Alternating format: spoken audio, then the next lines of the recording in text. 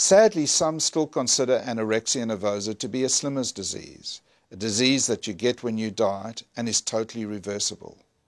This is sadly not the case. Anorexia nervosa is an extremely serious illness, and we need to take it seriously.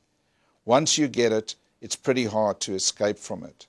It's associated with dire medical consequences and affects almost every system of the body. This includes the brain, the heart, the liver, and one's bones. Therefore, anorexia nervosa must be taken seriously. It is so important when treating anorexia nervosa to have a full, thorough medical assessment. This should include a full blood screen, biochemistry, electrolytes, and an electrocardiogram.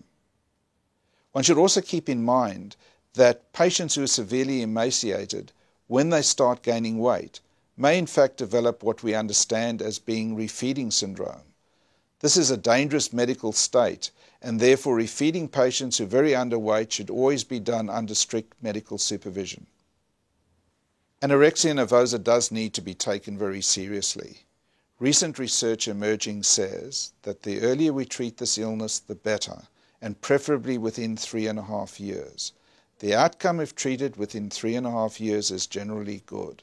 But once this illness develops into adulthood and later in life, it becomes an extremely difficult disorder to treat.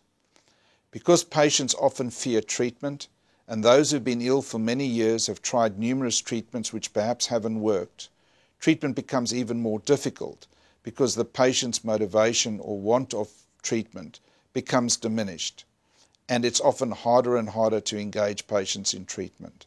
So when the opportunity arrives or strikes early on, that's the time we need to intervene, diagnose, and get the patient into effective treatment. So the question is this a serious illness, and should we move quickly? The answer to that is a decided yes. Hi, I'm Professor Stephen Towers. I'm Professor of Clinical Psychology at the University of Sydney and the Executive Chair of the Centre for Eating and Dieting Disorders. I hope that you found the information in this particular Q&A video helpful. Eating disorders are indeed a complicated subject matter, and many family members, patients, carers and others are often perplexed about the subject and sometimes overwhelmed, as there's so much information to take in and so many questions to ask.